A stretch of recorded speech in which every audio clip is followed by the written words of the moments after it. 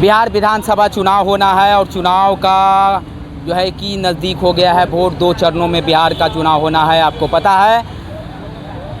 लगातार जो है कि हर पार्टी अपना अपना कैंपेन कर रहे हैं। कैंपेनिंग शुरू है और इसी दौरान जो है कि आज डेहरी में आज़ाद समाज पार्टी के जो संस्थापक कहा जाते हैं चंद्रशेखर आज़ाद उर्फ रावण वो आए थे डेहरी में। उनके पार्टी से जो है कि यहाँ वर्तमान का विधायक हैं, अभी अब अगला चुनाव होना है। गांधी जी हैं, गांधी जी उठ जाइए। क्या समीकरण डेहरी का कह रहा है, डेहरी विधानसभा का? देखिए, सबसे बड़ी बात यह है कि भाई आपका न्यूज़ का नाम क्या है? न्यूज़ पंच। न्यूज़ पंच के माध्यम से हम सभी दर्शकों को सबसे पहले चुनावी माहौल में हम उनको नमस्कार करते हैं। 212 डेहरी विधानसभा क्षेत्र जो है ये हॉट सीट है।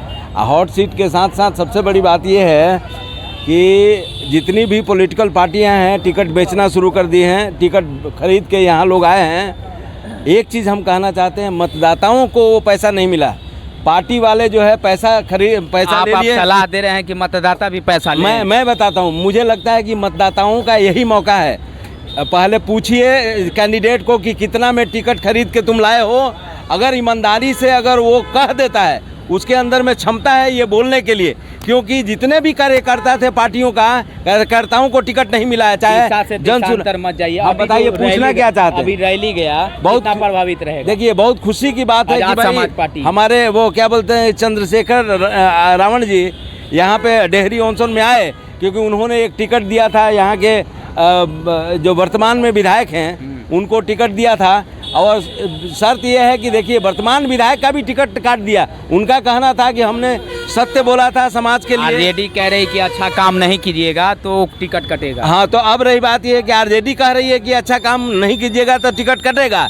लेकिन मेरे कहने का मतलब कौन अच्छा काम कर दिया? ये जो है यहाँ पे आप जाके देखिएगा, अभी वार्ड में या कहीं भी कोई रोड नहीं बन रहा है, कोई लाइट नहीं लगा है। आप बताइए, आपके हिसाब से डेहरी विधानसभा में किसका पलड़ा भारी है, किसकी समीकरण बनते हुए दिख रहा है, कौन कितना भारी? सबसे बड़ी बात है कि चुनाव आयोग ने एक धोखा दिया है पूरे मतदाताओं को। मैं कहना चाहता हूं, क्योंकि अभी मैं यहाँ पत्रकार भी हैं, बुद्धिजीवी लोग भी हैं। एक नोटा होता है जो 11 नंबर पर है, 11 तारीख को। नोटा का कोई भी संवैधानिक अधिकार नहीं दिया गया है। नोटा को सबसे ज़्यादा वोट भी आए। तो आज मैं जा रहा हूँ यहाँ पे निर्वाचन पदाधिकारी से पूछने के लिए कि what is the status of NOTA. उस पर हम अलग से डिस्कशन करेंगे। नहीं, अच्छी बात है, अच्छी बात है।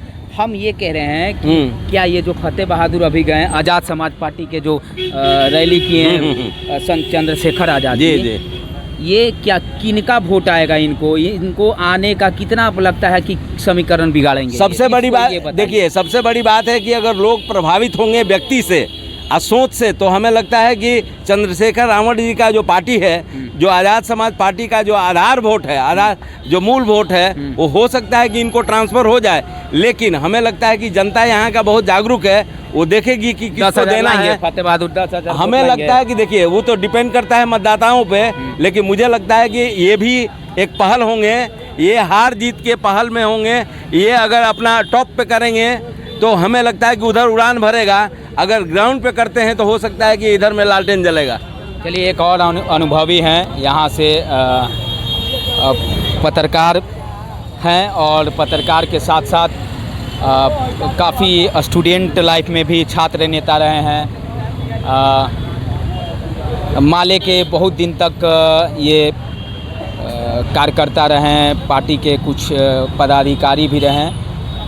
ये बताएंगे कि डेहरी का क्या दुर्भाग्य रहा है, डेहरी क्यों पिछड़े चला जा रहा है, उस पे आप खास तौर के, और डेहरी विधानसभा का क्या समीकरण है, किनका कैसे क्या हो वोट जाएगी, उस पे हम लोग बात करते हैं। आप सुरेंद्र तिवारी जी हुए।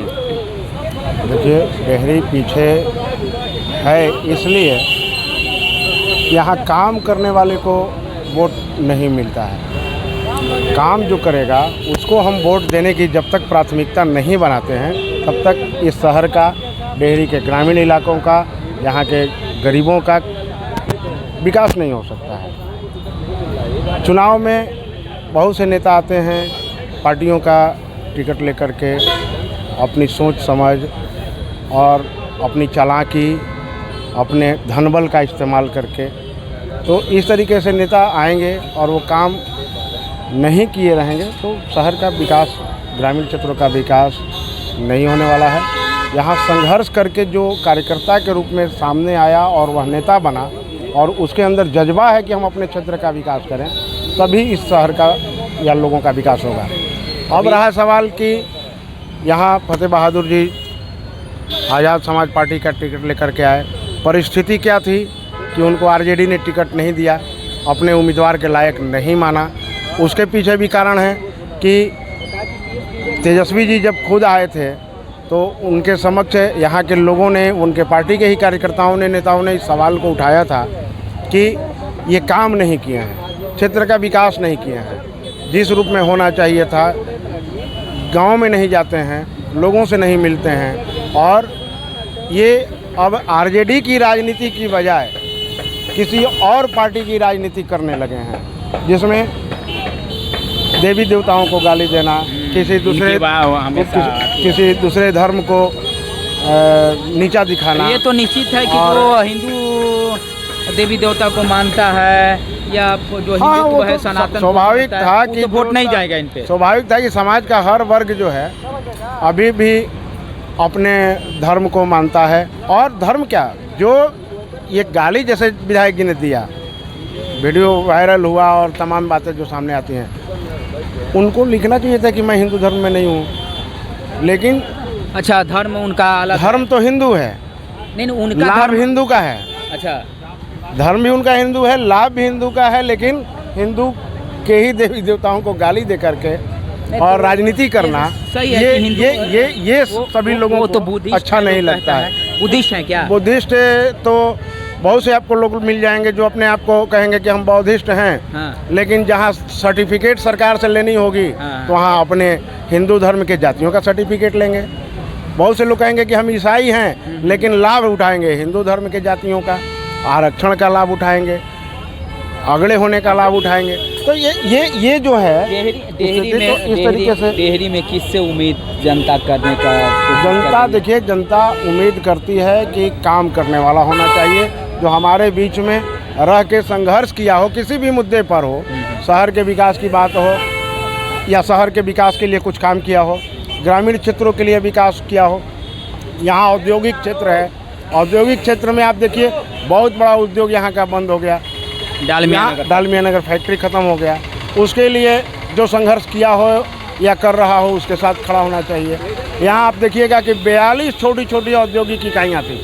डेहरी एक स्मॉल इंडस्ट्री एरिया है, वहाँ अधिकांशतः फैक्ट्रियाँ बंद हो गई, आज भी बंद हैं, लेकिन उसको एजेंडा नहीं बनाया जा रहा। हाँ, वही हम कह रहे हैं, उसको एजेंडा नहीं बनाया जा कर रहा है लोग। जाति पाति गांव में किसानों के खेतों तक पानी कैसे पहुंचेगा, यहाँ बांध धरहरा नहर का डेवलपमेंट करना था, कई विधायक आए गए, नहीं आज तक कोई उस पर चर्चा किया। यहाँ आपको तेंदुआ माइनर था, तेंदुआ माइनर के डेवलपमेंट के लिए लोग नहीं काम कर रहे हैं। चर्चा हो रही जो माइनर इरिगेशन के माध्यम से चाहिए था कि पटवन का पानी बर्बाद न हो, नाला का निर्माण किया जाए जो आसानी से खेतों तक पानी को पहुँचाया जा सके, उस काम को करने वाला कोई नहीं है। हम नहीं खींचेंगे। तो ये तमाम तरह के जो समस्याएं हैं, शिक्षा का हो, स्वास्थ्य का हो, इस पर कोई काम नहीं करने वाला आपको है। ये और वोट आज रोकेंगे, माफ़ी चाहते हैं आपको, हम यहाँ रोकेंगे। एक सवाल कि आप चौक चौराहे, चाय रेहड़ी दुकान ये सब पे जाते होंगे, तो यहाँ पे एक चीज़ चर्चा होगी कि कुशवाहा किधर जा रहे हैं, ये आप सुनते होंगे।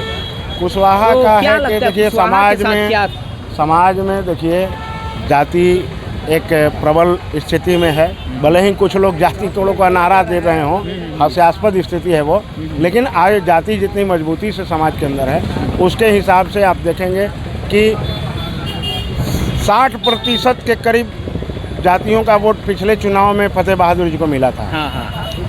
क्योंकि वो अभी भी जो रुझान देखा जा रहा है वो 60% तो है ही जो उनको मिलेगा, वो आगे भी जा सकता है, लेकिन अब कितना जाता है या कम हो जा रहा है तो आने वाले चुनाव में तय करेंगे हार जीत का। जो सबसे प्लस पोजीशन है इनका कि जैसे बहुजन समाज पार्टी का था कैंडिडेट, वो नॉमिनेशन किया, रद्द हो गया, तो आज़ाद समाज पार्टी ने उनको यानी टिकट दे दिया, बहुजन का भी उनको मिलेगा। तो बहुजन वाला वोट जा सकता है। तो 5,000-7,000 वोट जो है इनका पहले जो था वो बढ़ सकता है, नहीं मिलने उसमें वाला था वो मिलेगा। वो मिलेगा, बढ़ेगा। तो लेकिन यहाँ की लड़ाई मूलतः जो है वो एनडीए सरकार बनाने और एमजेपी का सरकार बनाने का है। तो यहाँ सरकार बनाने की लड़ाई है। और जो यहाँ उम्मीदवार जो सामने जो जैसे फतेह बहादुर जी नज़र आ रहे हैं, प्रदीप जोशी जी हैं यहाँ के पूर्व विधायक रहे हैं, और वो ये जो हैं ये तय करेंगे, ये दोनों वोट के माध्यम से तय करेंगे कि सरकार बनाने में किसकी मददगार भूमिका होती है। जोशी की उतना भी चर्चा नहीं है। नहीं, चर्चा तो होती ही है, पूर्व विधायक हैं, कैसे कर सकते हैं कि चर्चा नहीं। चर्चा तो के मामले में नहीं, चर्चा तो है। उनका अपना 10-15 हज़ार वोट उनका अपना पॉकेट है। और इसके अलावा एक हिंदुत्ववादी की छवि भी है। रोहतास उद्योग की लड़ाई उन्होंने लड़ा है और भी बहुत सारी लड़ाई लड़ी, तो ये वो भी प्रभावित कर रहे हैं चुनाव को। और इसमें अब ऊंट किस करवट बैठता है ये आने वाला समय 11 नवंबर ही बताएगा। देखिए, तो ये इनसे हम बात किए। हालांकि ये तो सही है कि कोई डेवलपमेंट पे बात नहीं करता, कोई कारखाना पे बात नहीं करता, कोई डालमिया नगर फैक्ट्री पे बात नहीं करता। सिर्फ बात करते हैं तो अपनी समीकरण का, अपने जात पात का, अपनी पार्टी का। ये दुर्भाग्य है कि डेहरी जैसे ऐसे जो एशिया में नाम ली जाती थी कि डेहरी डालमिया नगर, वो अब इसकी नामों निशान ख़त्म होती दिख रही है। हालांकि इस 2025 बिहार विधानसभा में डेहरी का विधायक कौन बनेगा वो 11 तारीख के बाद 14 तारीख को उसका रिजल्ट यानी घोषणा ही तय करेगा। तब तक के लिए आप बने रहिए छोटी बड़ी खबरों के लिए न्यूज़ पंच के साथ।